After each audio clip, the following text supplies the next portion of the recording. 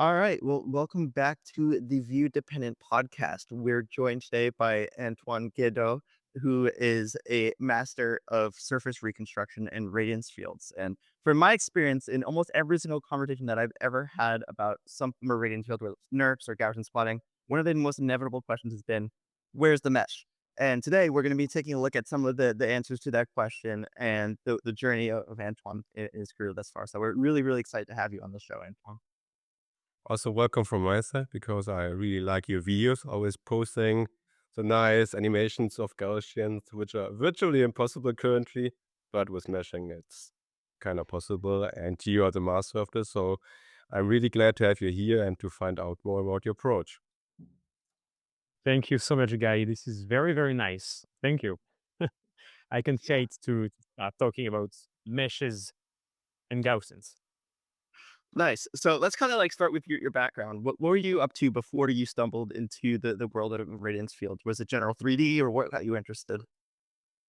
Okay, so actually, it's not been a long time since I'm in, let's say, AI, even if I don't know if we can say nerves and Gaussian splatting is really AI. Actually, no, I was doing more like maths before, like pure theoretical maths and stuff like that. A- And then, just I was kind of a fan of video games, and I had a few basics in computer science. So mm, I looked for a PhD, and I was very lucky. I found one with the best advisor in the world, Vincent Le Petit, super awesome guy. And it started just like that. So the beginning of the PhD was not about radiant fields. It was more about 3D exploration. Like try to train AI systems to like simultaneously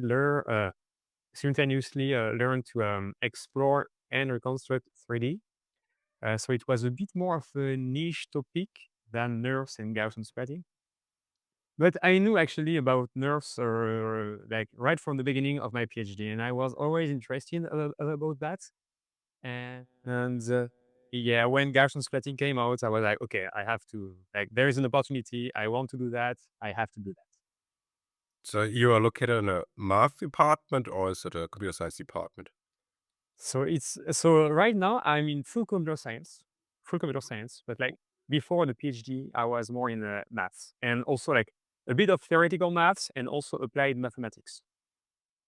And so when you first saw like a Radiance Field, I'm assuming that it was from like that Nerf paper. Did you have like any initial thoughts or like curiosities of like, oh, if this is possible, like all these other things become possible too? Like did any of the background of like video games kind of like help inform that excitement?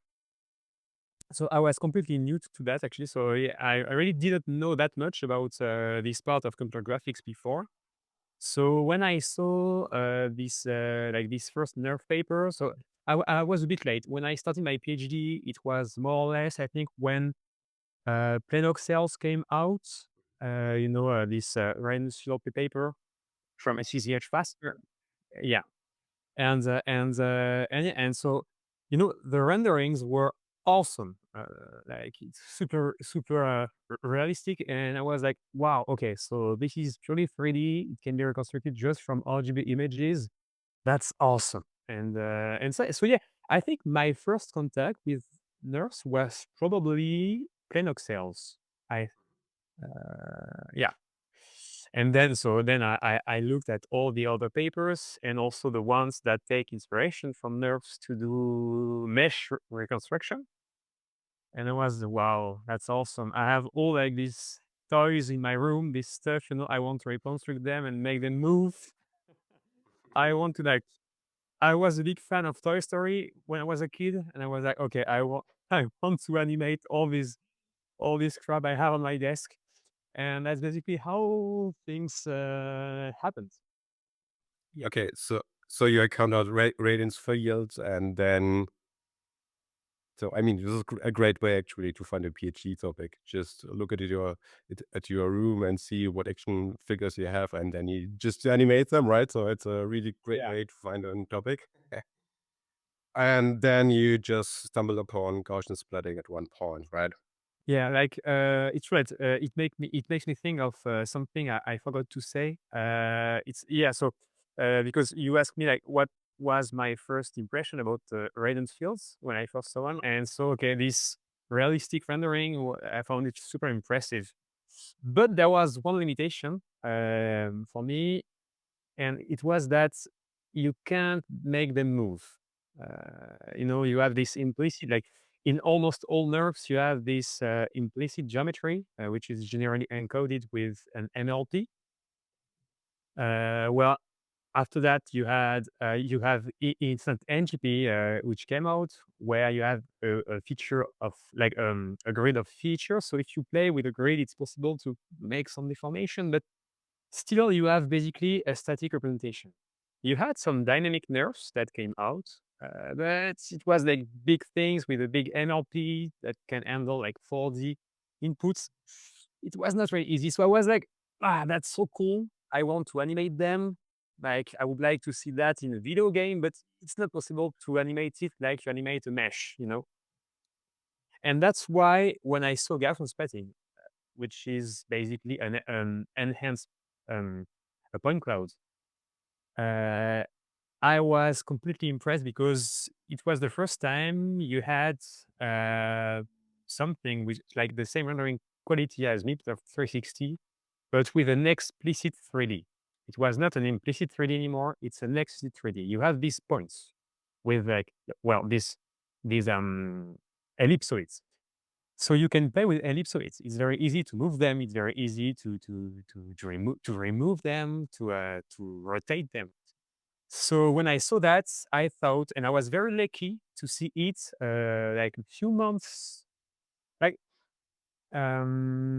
a few months before the CDPR deadline. I think I heard the first time about Gaussian splatting in like July or August, and I was pretty lucky because many people heard about Gaussian splatting after that, after it was presented at SIGGRAPH.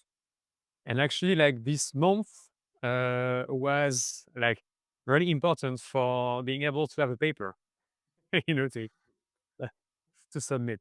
But yeah, and so I thought, okay, this is the opportunity I was putting for. Like, this is exit 3D. It's possible to animate it, so we have to do that. And yeah, And so once you kind of like realize like this is a direction that I want to head, this is something that I think is possible, you know, from there, was it somewhat of like a easy journey to get started, or like, because at this time, there really were, you also you get other methods like baked SDF, for instance, or like Noose, and then shortly after, I think Neural Angelo from NVIDIA came out last year. But like in terms of like a Gaussian spotting based approach, there really wasn't much precedent. Like, how did you get started on that research? sure. So yeah, I saw about like baked SDF also at the same time frame as Gaussian splatting. In my opinion, of course, when I saw Gaussian splatting, I thought, just like many people, that it was certainly like, because it's so fast, because the 3D is really easy to edit. I instantly thought that Gaussian splatting might be a better way to go than baked SDF, for doing some animation or anything. Still, well, actually, it was not an easy journey, but the code of Gaussian splatting is so clear that it's actually not hard to dive into it. Like the authors made an incredible code, and it's like it really makes the task easy for people to dive into that. And like, you have some code bases that are so large or not that well written, and well, I'm not a, I'm not super good to write well organized code bases, so there is no judgment in that. But yeah, like basically, some code bases sometimes you need like 1 week, 2 weeks, 3 weeks to dive into it. Gaussian splatting in like 2 or 3 days, you can master the code base because it's so efficient, so well written, at least in my opinion, that actually, diving into it was pretty easy. Uh, but then, like, try to build on it was much more difficult. And yeah, basically the secret. Yeah, sure. So what was your first experiment in this regard? Did you just reconstruct Buzz Lightyear? Not Buzz Lightyear, but actually it was some kind of. Let me think. I think it was an old figure that was somewhere on my desk.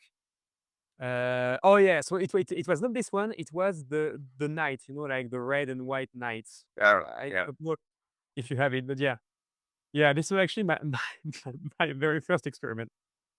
Yeah, not the knight in the forest, but yeah, the like the toy knight.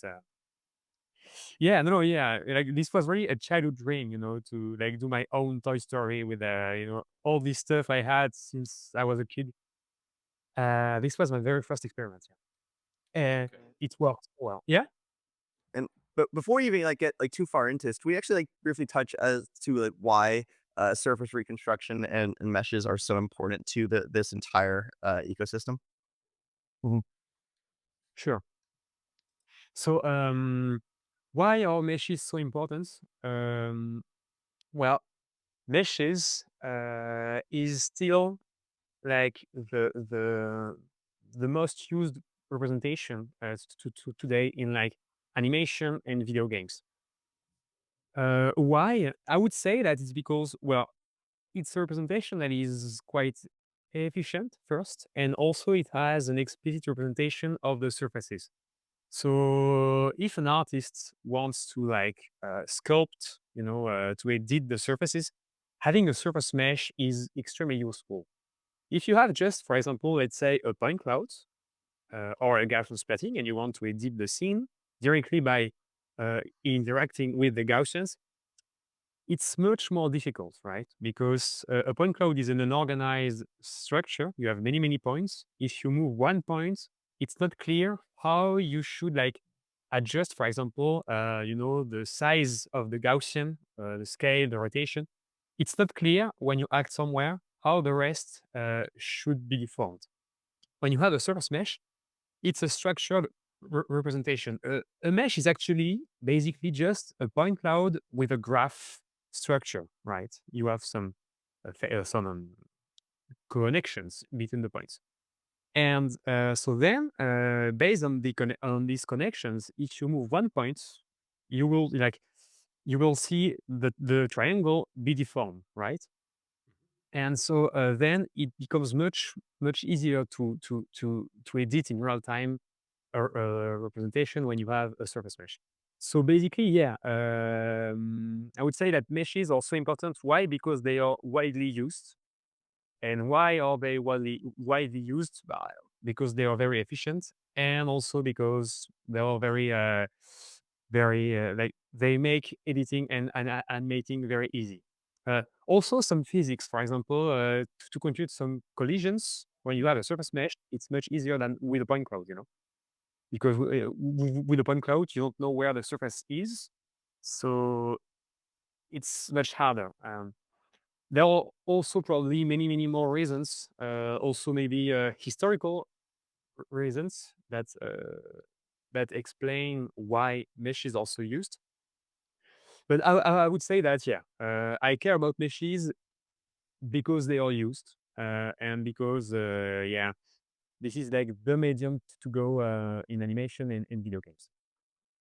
And so now that we've kind of like set that stage, let's go back to the night on in your room. So now that you actually like had this, like, how did you start to approach this task? So the very first thing I wanted to do was doing animation with Gaussian splatting. So yeah, I just reconstructed a Gaussian splat of this character, and I imported the point cloud in Blender, and I tried to rig the point cloud, to play with the points, and then like to transfer back the transformation to the Gaussians, to the Gaussians to make the Gaussian splatting move. And I realized that it was pretty hard to rig a point cloud with precision and to animate the character with precision. So that's where I thought, it's easier to do that with a surface mesh. So I talked about Vincent, like I talked with Vincent about that, and I said, okay, do you think like trying to get surface meshes from Gaussian would be a good idea? And he said, well, yeah, let's try to do that. We're probably not the only ones to try that, but let's try to do that. And somehow it went pretty well. But yeah, the very first experiment was trying to play with a point cloud, and because it was so hard to try to animate point clouds, I just say, okay, let's go for a mesh. So the work you were doing were like published in the paper called Sugar.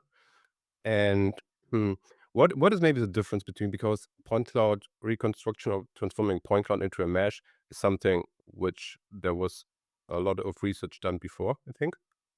And how does this differ from what you are doing with Gaussian splatting? There are two interesting points here. So first, with Gaussian splatting and sugar, the idea is not to go from a point cloud to a mesh. It's really to go from RGB images to a mesh. So this is why Gaussian splatting is useful, right? Is because okay, you have these RGB images, and by optimizing this mixture of Gaussians, you can have them a point cloud that should represent more or less accurately the scene. Uh, but so yeah, then so this is why Gaussian splatting is so useful. Okay, I have some RGB images, and then I can have this enhanced point cloud where each point has some radius, anisotropic radius, sorry. And so, okay, and so I have a point cloud. How can I have a mesh? Of course, this is completely true. There has been many research on how to get a surface mesh from a point cloud. But actually, if you apply such algorithms on Gaussian splatting, this does not work. Of course, we tried that for the paper, and there is an ablation. Yeah, there is an experiment about it in the sugar paper. Why? Why that it doesn't work? Because basically, the previous algorithms like the algorithms that try to reconstruct a point cloud, a mesh from a point cloud, what they do, like they expect as an input a point cloud that is uniformly sampled on the surface of the scene. The thing is, with Gaussian splatting, each point has some special extension, right? So if you have a big Gaussian, you don't need to have other Gaussians close to this big Gaussian, right? So basically, where you have low frequency details in the scene, you will have fewer Gaussians, so fewer points. And when you have higher frequency details, you will get more Gaussians and more points. So if you apply just like that a point cloud to mesh algorithm, you don't have the same density of points everywhere. So it won't like you will get you will get some holes, right? This won't work out of the box. And there's also another reason is that Gaussian splatting is not just a point cloud. It's basically a collection of smooth ellipsoids. So your points are not supposed to be on the surface. Not far from the surface, but not on the surface. Actually, it's more like the isosurface of the Gaussian, which should be located on the surface. Mhm. So yeah, basically you have your 3D Gaussian, and the surface is not necessarily supposed to go through the center point, but more, to go to go around the ellipsoid. So it means that if you just use the center of the Gaussians for applying an algorithm point cloud to mesh, you will get a lot of noise and in the resulting mesh. And there is also this question of non-uniform density of points, which will end up in a mesh with many holes. So it doesn't work. You need something else, and that was the point of sugar. So this leads me to the follow-up question. So how do you solve the problem? And also maybe if you solve it in a specific way, I guess it also depends on the, as you said, how the points are distributed. So I guess this helps a lot. Is this something you're also doing? Yeah, sure. Yeah. So there are two things here. How do you solve that? So first, like the most obvious point would be that okay, using the center of the Gaussian is probably a bad idea. But what if I can sample points on the isosurface of the Gaussians? Because basically, what you want to extract is the isosurface of this mixture of Gaussians. If you can do that, well, this isosurface should probably give a good idea of the true surface of the scene, right? So the first thing was, okay, is it possible to to design an algorithm to extract the isosurface of this union of Gaussians? And it's not really like it's not an easy thing to do. Maybe I can detail that a bit in a few minutes. And like the other point was, okay, let's say we can extract the isosurface.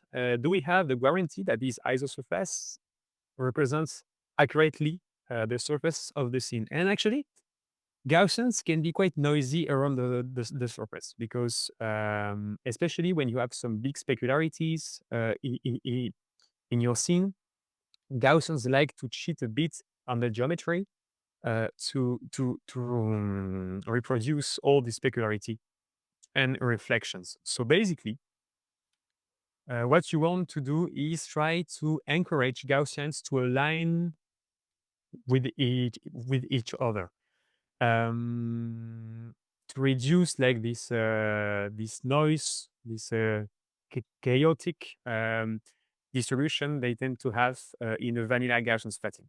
And so this was the other contribution of sugar. Try to find a term that encourage Gaussians to align with each other around what could be the surface of the sea. And so the second contribution being um, design a simple algorithm to get the isosurface uh, of the Gaussians. What are the limitations here? And so, as you said, if you have reflections, so the algorithm's cheating a little bit. For instance, in the garden scene, you can see it when you have the vase and you have the reflection. And if you look beneath the table, you will see like the vase is reconstructed, right? Just to represent the reflection when you look from the top. Yeah, So, what is the limitation here? Does it reconstruct this properly or not? yeah. So I would say that the biggest limitation comes from okay. I would say that there are two two different things that explain this. So first, view dependency with Gaussians is encoded with spherical harmonics, which is mathematically it's not a normal base for the continuous for the L2 norm for the continuous functions on the sphere. Okay, what does it mean? It just means this is like something that you like it's a set of coordinates that can be used to represent any function that is defined on the sphere. So basically, it's used with Gaussians to encode this view dependency. So it means that basically a Gaussian is able to output a different color depending on the view direction.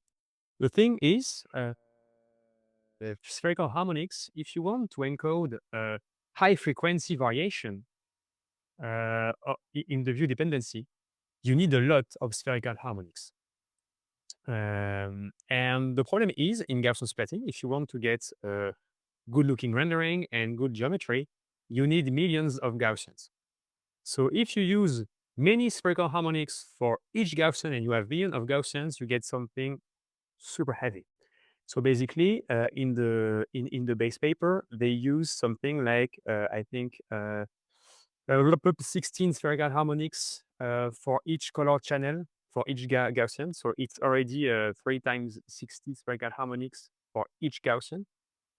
But actually, you can't encode high frequency variation in the view dependency. So this is a real problem because it means that it's not possible to encode very hard specularities, just like a mirror. And that's why like the vase on the table, it's much easier for the optimization to recreate another vase under the table that to encode in a flat surface all the variations of the colors. So I would say that the first limitation comes from the spherical harmonics, the modeling of view dependency with spherical harmonics. And you have some methods that try to improve that by using like neural Gaussians, where like the color is not given by spherical harmonics, but by a small NLP that is able to encode more complicated variations in the color. So this is the first point. The other point is well the over parameterization of this representation. What I mean is that you have billions of Gaussians. You have many of them. So you have nothing constraining the Gauss. For example, if we take the example of the table and the vase, you have nothing constraining the Gaussians to reproduce a flat table with a reflection, because you can have as many Gaussians as you want. You can have a cloning. So it's like even if you have a very good reflection model to handle the specularity, it's much easier for a representation with that many parameters. It's much easier to just reconstruct another vase. You know, you would need to put more constraints if you want to keep a purely flat table. For example, some normal regularization using a pre-trained monocular normal estimation model that would basically be here to say, okay, the normals have to represent a flat surface. So then the Gaussians, you don't, basically, yeah, you have an over-parameterized representation. You have many Gaussians. So, of course, basically, the optimization likes to just choose the simplest path. And in this case, the simplest path is just to reconstruct some geometry than reconstruct the specularity. Okay, and how long does it take to reconstruct a scene, the mesh from a scene? Like, I think depends, of course, on the object, how big it is. So if you have a Mhm. small object, it's gonna be faster, but if you have, like, large scene, so it takes longer.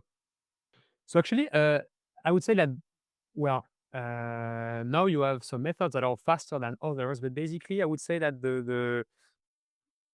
v- like the time frame is almost the same, like is approximately the same for every method. It's generally between 30 minutes, 20-30 minutes, and 1 hour, maybe a bit more for some methods. And sugar, yeah, so well, it was sugar is not the most efficient method, especially in its implementation, because there is no custom CUDA kernel for sugar. I think it could be like much faster with a custom CUDA kernel, but it's basically between 40 minutes. Well, for small scenes, it can even be 30 minutes or a bit less, and 1 hour, uh, especially for like scenes with many details and unbounded scenes, like these mid nerf scenes. It takes more time, and yeah, and you find some, like it's possible to find some methods that like have a 20-minute reconstruction even for more complicated scenes. I think like that 2D GS is quite fast, if I remember correctly. But yeah, basically it's less than an hour, which was a big improvement on the nerf-based methods. Even if you had some methods building on instant NGP to get even like to get faster reconstruction times, but generally the details were not as good as with Gaussians. Like you were mentioning, a lot of people were looking at pulling out of mesh reconstruction from Graydon's fields. And when Sugar got released, there's so much attention that I got driven to it. There's so much excitement about people being like, when is it going to go to the Nerf studio? When am I going to be able to use this? But what a lot of people didn't realize is that you actually came out with a follow-up paper like pretty quickly after. I think you released Sugar in like either November, December of 2023. But in early this year, you came out with Gaussian frosting. And so I wanted to ask, like, what that does differently than sugar, how it builds on top of it, and what it continues to enable. Yeah. So frosting was a pretty natural extension of sugar. The idea is that like there is like the novelty of frosting is not really on the mesh extraction, which is very similar. There are just like a few improvements, but it's really similar. The idea was just because my initial motivation was not that much to get a nice mesh. It was more about having a good proxy for animation, right?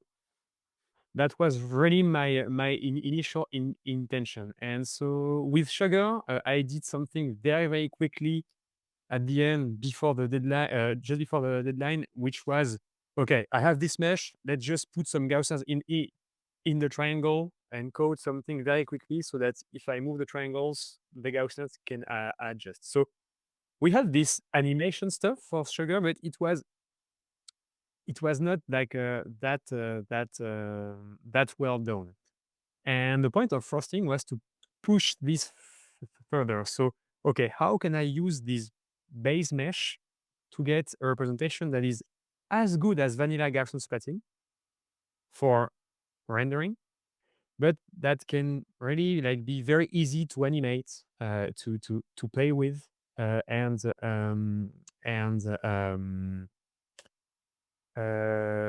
and yeah, and so what benefits can the mesh provide to a Gaussian splatting based representation?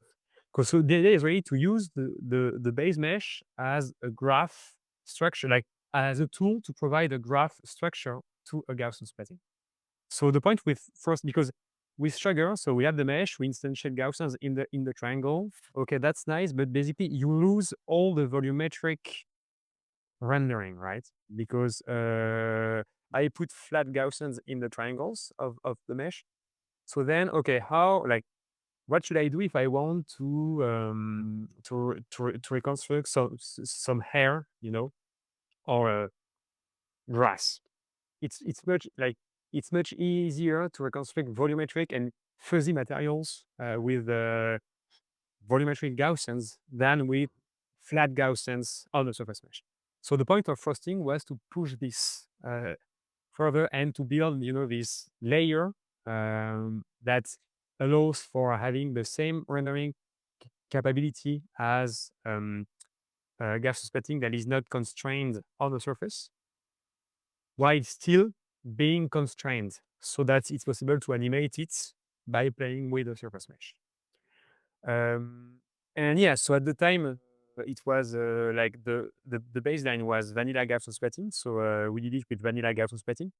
Now you have many recent works, like more recent works. There is MIP splatting and other 3D Gaussian representation that improve, the original Gaussian splatting. The cool thing is theoretically, it's totally possible to do a Gaussian frosting with the MIP splatting rendering or some other, improvements from Gaussian splatting. The idea of Gaussian frosting is really just to provide a solution for encapsulating a Gaussian splatting into a layer, so that then you can play with the layer and it will just animate, in real time and edit in real time your Gaussian splatting. So yeah, sure. What is exactly the frosting layer? Because you mentioned it like multiple times, and it allows you to reconstruct, or not to reconstruct, but to represent also the volumetric appearance.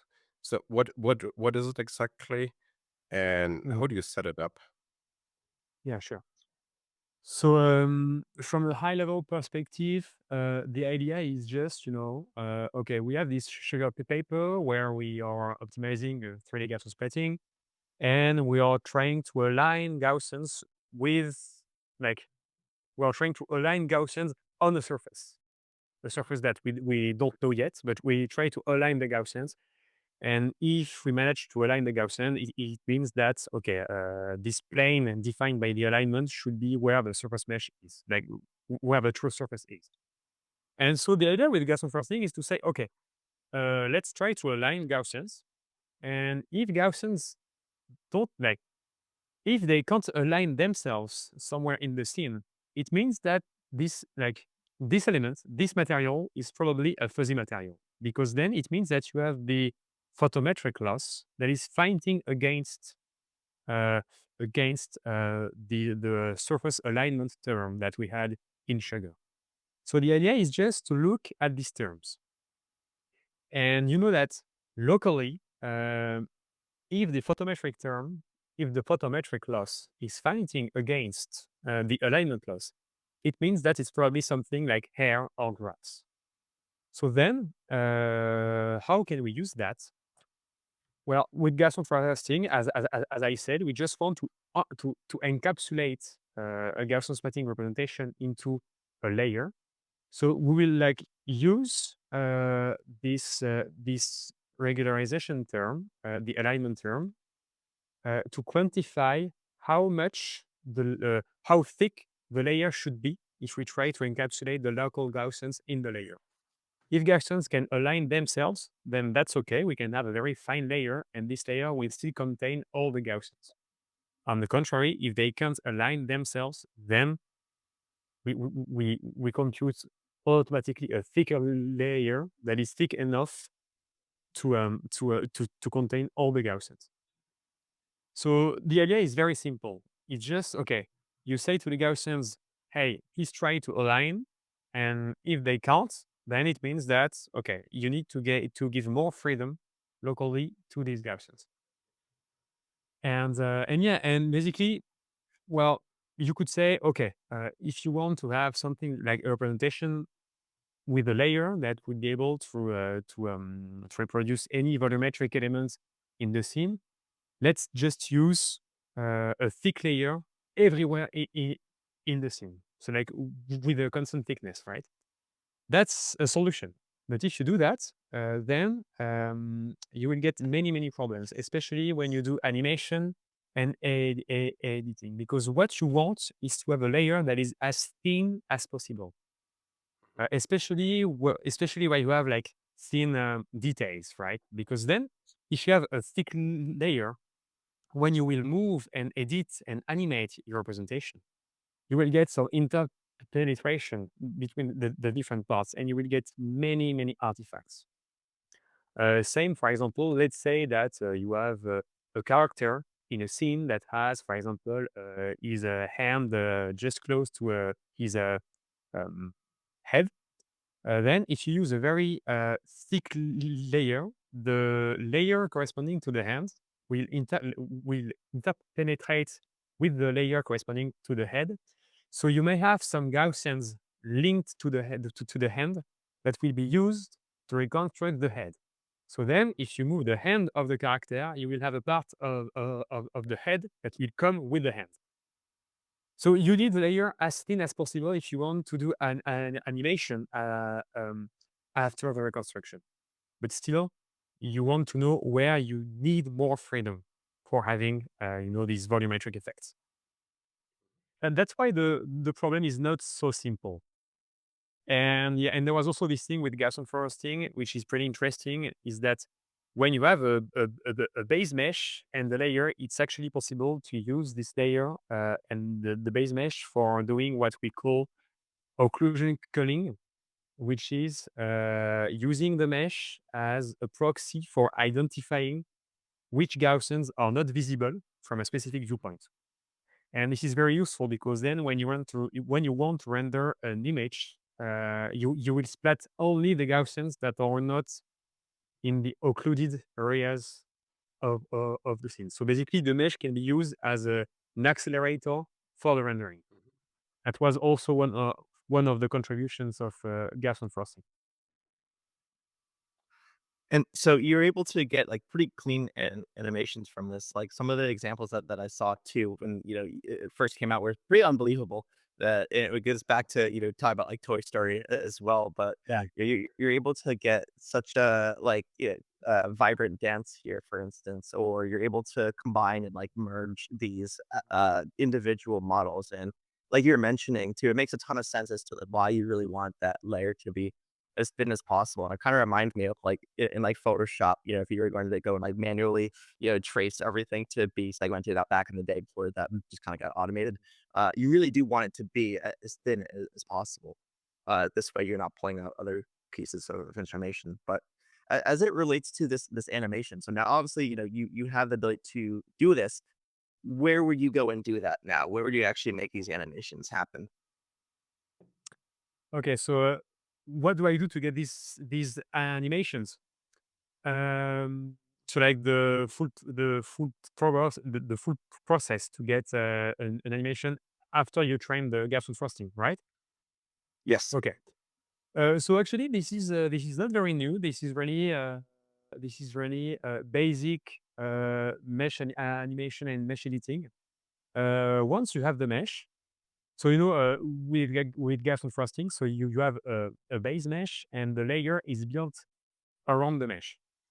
So the cool thing is that you still have just one base mesh, and so you can just import the base mesh in Blender and then do what you would do if you were a 3D artist. So okay, you segment the mesh, you rig the mesh, so you put a skeleton inside the mesh. It can be a human skeleton, a custom skeleton, or a cat skeleton, for example. And then once you did that, so you rig the mesh. So it means that you will tell to each bone of the skeleton what vertices should be linked to this bone. So you can do it purely by hands. You have some algorithms to do it automatically. Generally, you start with an algorithm, and then you fix the few parts that do not look great. You fix them by hand. So it's a manual process, and then you animate it by yourself, or you download an animation on mixamo.com, which is what I did for this animation actually. Some were made by me, but some of them are coming from Mixamo, which is an open source an animation website, and you get your animation. Once your mesh is animated, the cool thing with sugar and frosting is that once you played and animated the mesh and uh, combine the meshes, you can just render the Gaussian splatting without having to edit directly the Gaussian splatting, because you don't want to edit these points and Gaussians directly, right?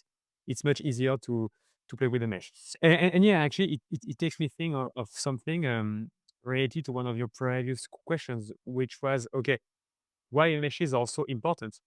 And I say because it, they are widely used. And yeah, and that's why you have some super cool softwares like Blender, where basically you need a mesh. If you want to do animation, if you want to do editing, you need a mesh.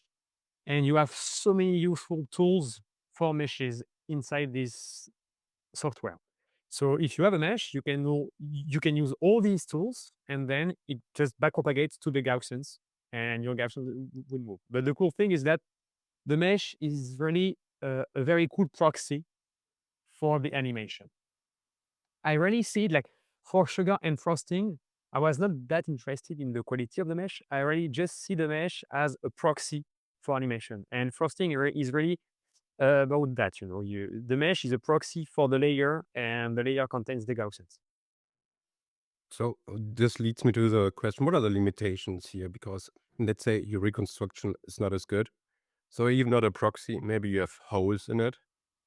Mhm. How does Gaussian frosting cope when the reconstruction is really poor? Is this a problem? I guess it's also depending on the mesh quality, how good it looks in the end. Mhm, mhm, mhm. Sure. Sure. So yeah, so there were especially some limitations that you could see in sugar. So some limitations that are related to Gaussian splatting in general. So I was talking before about this specularity thing, the fact that Gaussians like to cheat on the geometry. So of course, even if we have a surface alignment term, which mitigates a bit this issue, it still exists. So of course, in the strong specularity areas, you will get some problems. This is one limitation. There was also a big limitation coming from from the algorithm used for going from the point cloud to the mesh, which is Poisson reconstruction.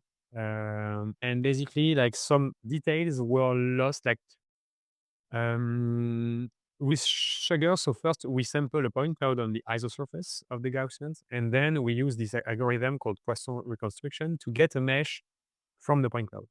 And actually, the point cloud is generally looking pretty nice, but sometimes the mesh reconstructed from the points is not that great. This is related to some specific issues of Poisson reconstruction, which is not that interesting. But yeah, this is one limitation that we fixed with Gaussian frosting. So in the actually we also updated it in the Sugar code. So now you can check it out. We do something very dumb, which is basically that we extract a mesh with Poisson and then we reproject the mesh onto the point cloud because the point cloud was better than the mesh. So it gives a mesh that is slightly fixed. But yeah, so there were some limitations related to Gaussian splatting, other limitations related to Poisson. Generally, especially now that I improved the meshing, meshes are looking pretty nice. There is a video for the Blender add-on that you can check. You can see some meshes with the texture in it, and actually they are pretty nice. Still, you can have some problems. You're right. I would say that for frosting, it's okay because generally the layer, like the since we are computing a layer around the mesh, generally, when you have some areas that were not well constructed by the base mesh, the layer will adjust it and will manage to get the missing elements. So that's why frosting kind of fixes some of the limitation of Sugar, but still, yeah, still you have still some limitations left. And yeah, so to answer your question, I would say that most defects present in the base mesh are generally fixed by the frosting layer with its thickness. The problem is that then um, like for example, when you have holes in the base mesh, you will have like the frosting layer that will grow a bit to cover the holes. But then it means that if you edit the mesh in Blender, for example, you don't see the layer in Blender, you just see the base mesh. So you don't really know like how the layer uh, you, you you don't really know where the layer is and how the layer is built with respect to the mesh. So there are still some limitations. Like you could have some unexpected artifacts after playing with the mesh in Blender because actually the layer built around it during the optimization was doing some weird things around the base mesh. But I'm going too much into the details. But basically, yeah, I would say that there are definitely some limitations. Generally, you can see most of them in the base mesh, and so yeah, you have to rely on like um, you generally see it. So if you have a very poor reconstruction, well then maybe just don't use it or try to do another capture of the object. So is it possible to? I mean, this is done for head reconstruction. You have usually the flame model where you have like a base mesh for heads, and then you can put in a Gaussian frosting layer, right, and work to accurately reconstruct the head from the images. Is it possible to do this with a like a general mesh, or let's say you could think of building like the convex hull of your point cloud you are just initializing, or do a little bit densification, and then just let, for instance, you could like initialize as every vertex Gaussian and let the optimizing algorithm just pull the Gaussians apart and also do this simultaneously with the mesh. So by optimizing the Gaussians, you would also reconstruct a better mesh. Is that something you were thinking of? Or Mhm. So yeah, so concerning the first point, which is so basically it's about using uh, pre like pre Good proxy or something. yeah, Yeah. yeah. So like let's say you have some meshes that are provided by another method, some like ground truth meshes. Is it possible to build a layer around the mesh for doing, for example, frosting? Yeah. So yeah, actually, it's very possible to do that. There is no option in the code now to do it. But how would I do that?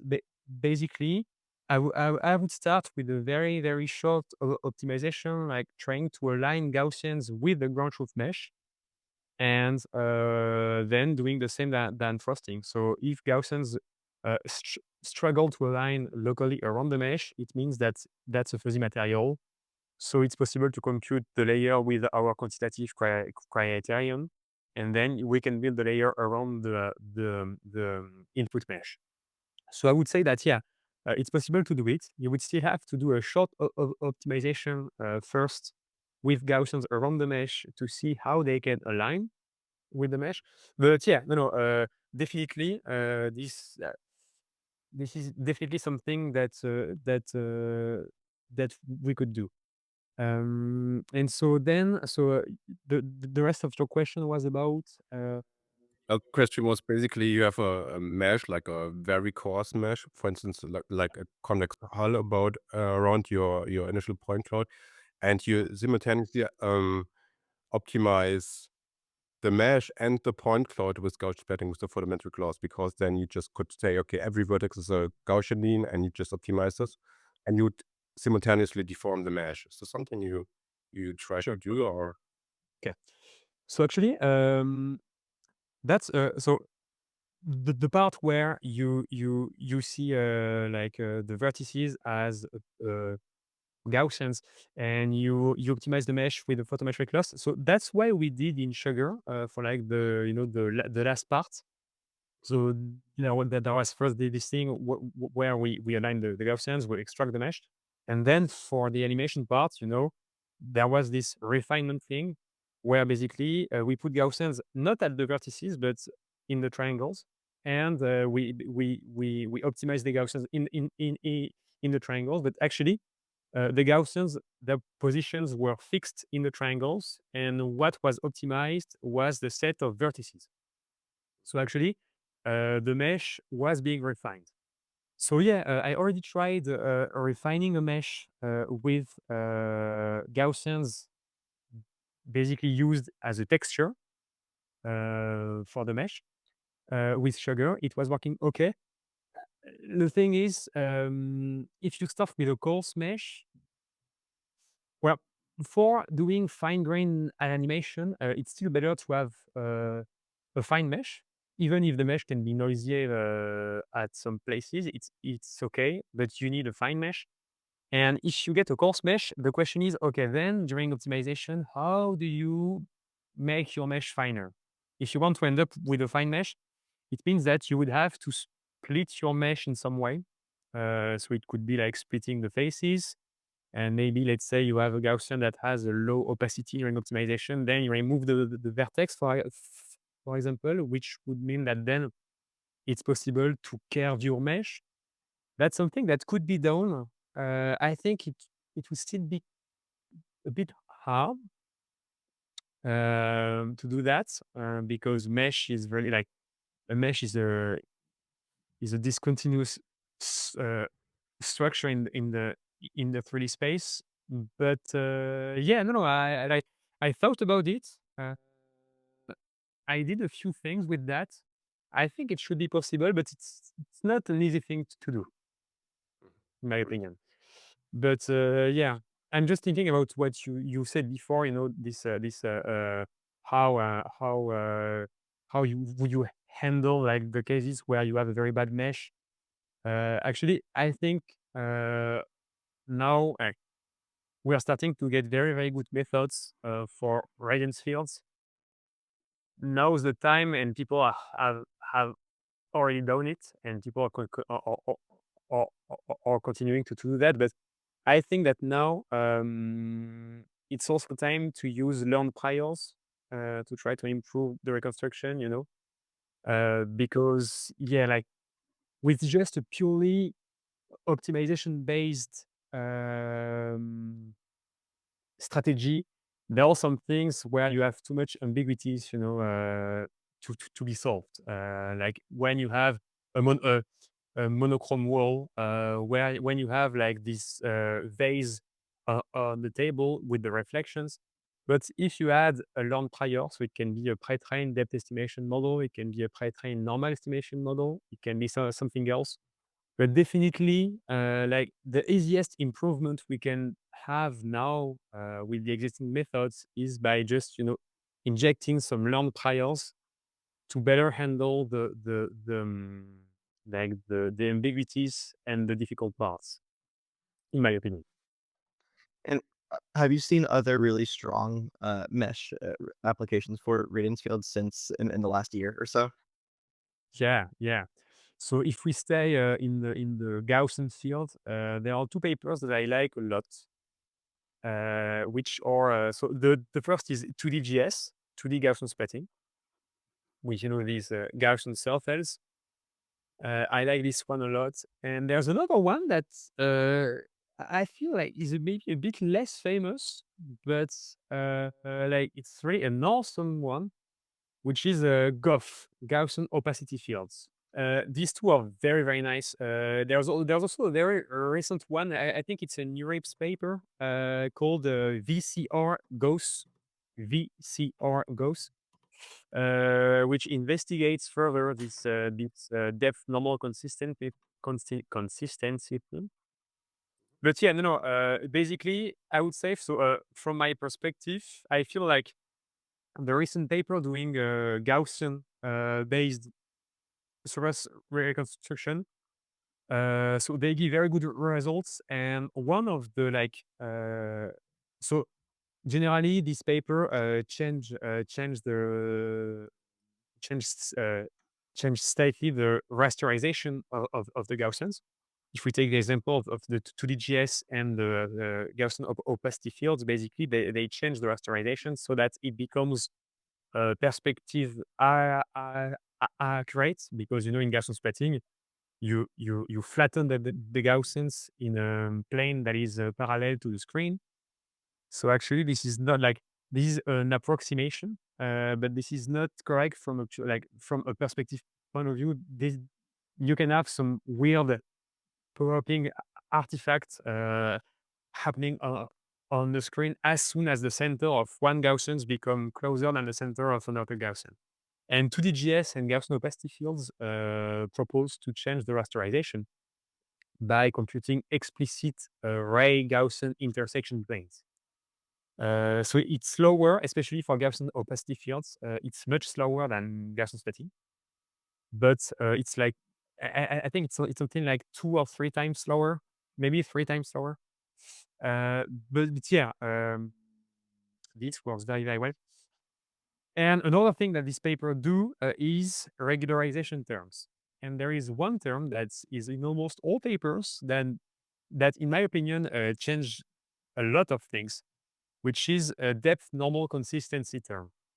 It's so more or less like all recent meshing paper from Gaussians, you use this. And basically the idea is that you have Gaussians, so it's possible to define normals with Gaussians. What we did with Sugar was just using the smallest axis of the Gaussian as the normal. I think that's also what VCR Gauss does. It's the same with 2DGS because the Gaussian is flat. So, well, the normal is just, the direction along which the Gaussian is flat. It's something a bit different in Gaussian opacity fields. Okay, so it's possible to render normals. It's also possible to render depth, right? And depth normal consistency is making sure that both are consistent. When you have depth, it's possible to compute a normal map from a depth map. A normal map is just a vector that is normal to the surface, right? With a depth map, like the depth map is actually a surface, right? So if you take the image gradient of the depth in both direction, and you look at the vector that is normal to both derivatives, you get a normal map. And the idea of depth consistency, of normal depth consistency, is to make sure that the normal map computed from the depth is consistent from the rendered normal map. And this is extremely important because actually you can have Gaussian that have normals that align, that have center that align, but still you don't have really you don't have a true alignment between the depth and the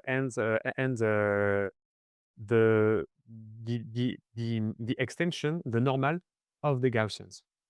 Gaussians can have the same center, they can have the same normal, but not being on the same plane.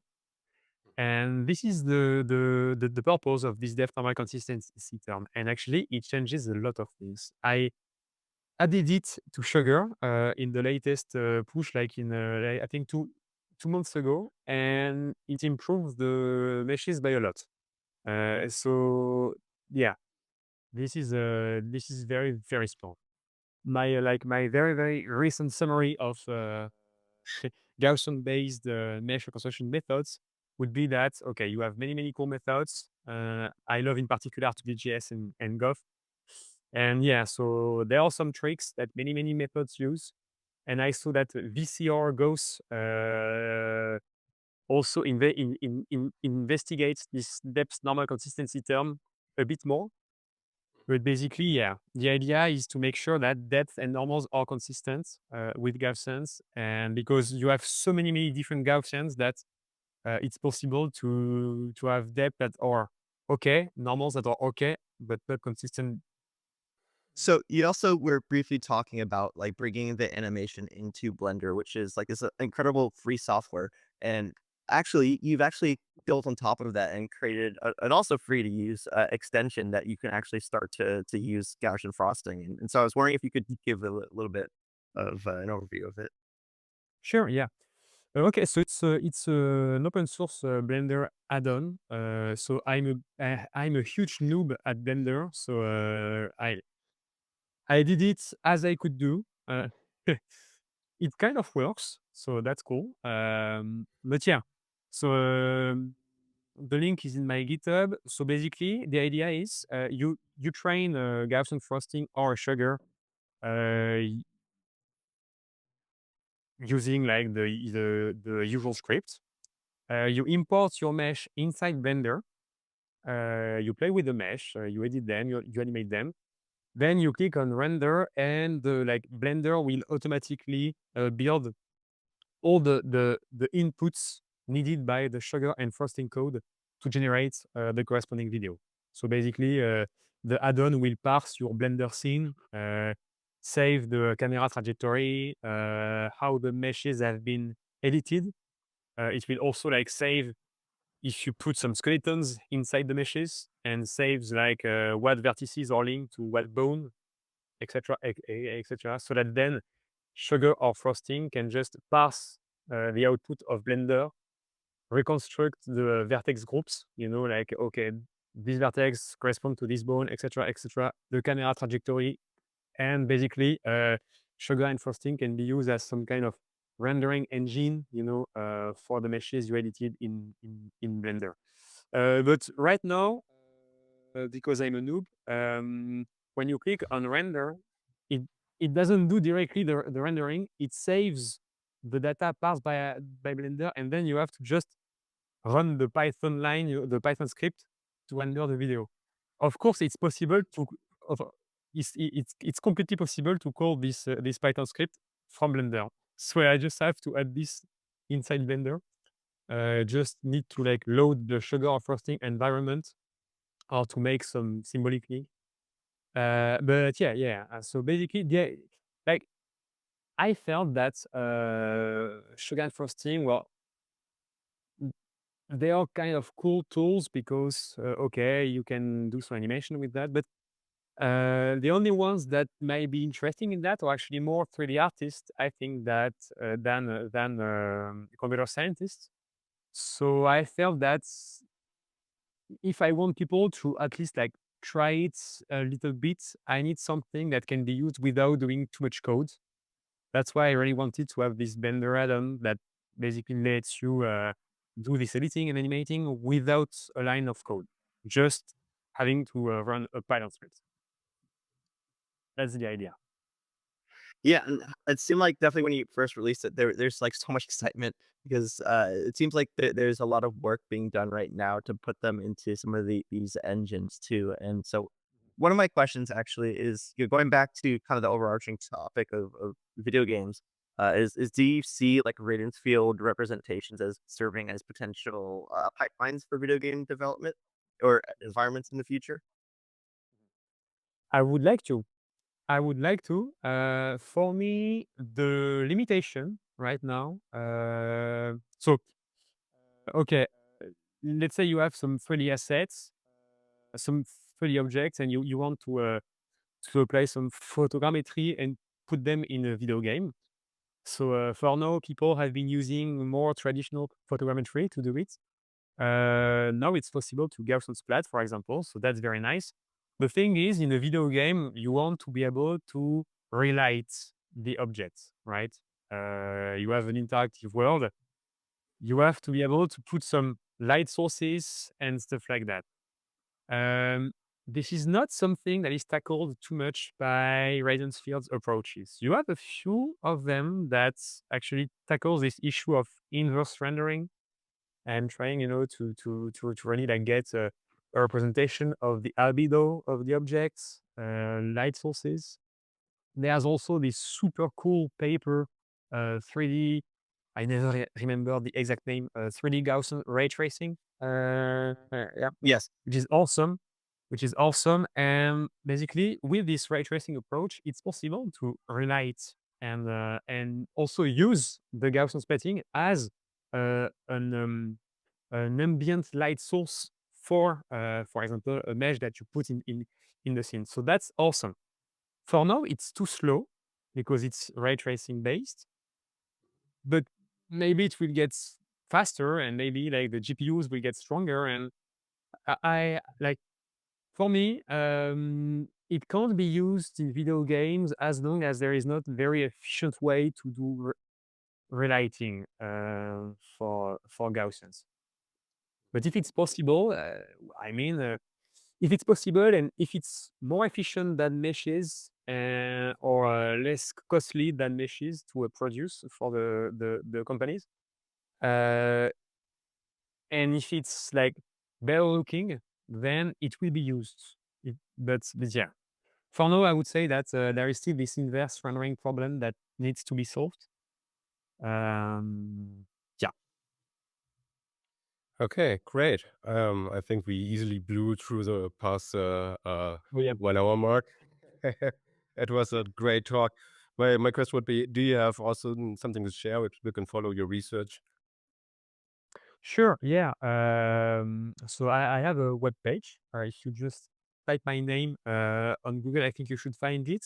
Uh, it's like it's my GitHub name, which is a pun with my name because I'm called Antoine. So the GitHub name is like Ant2. Voilà. That's a very very bad pun. And yeah, awesome. So I I put all my research the papers on that. I also have a Twitter account, but yeah, basically, if you're interested, please feel free to take a look at this. I should update the page very soon with another project that might come to archive in a few days, and that's all. That's all for So me. I do have one question actually about your GitHub pages. If you take a look at your projects, you have sugar and frosting, and you have scones and macaron. What is definitely noticing a theme here, but what's like the reason behind all of the food related papers? Yeah, it was ju- just for fun. Well, also a bit for also a bit for m- um, mar- marketing. Like you need to find a good name, a good sounding name if you want people to remember the method, right? But it became some kind of a game now. Like the idea is okay. This time, one name. What name can I find for the next paper? And I think I would try to continue the thing for some time. Like it's kind of a trademark. So I will try to maintain this. But yeah, no, it was really just for fun. Like it started as a joke, and now it's my research. My research is a my research is a joke. No, no, yeah. Nice. Well, I'm very excited to, I'll be checking archive, I'm sure, over the next week or so, pretty religiously until I see any, food related papers titles come up. But no, I really do want to say thank you so much for coming on to the show today and giving us an overview on your research and kind of the world of surface reconstruction with radiance fields. So yeah, we greatly appreciate it. Thank you. That was great. Thank you. Yeah. Thank you so much for inviting me. That was very nice. Sorry, I talk a lot. Sorry, sorry for that. Better podcast. And my MBTE is not so great. Sorry for that too. But No, it's it's again perfect. calling it.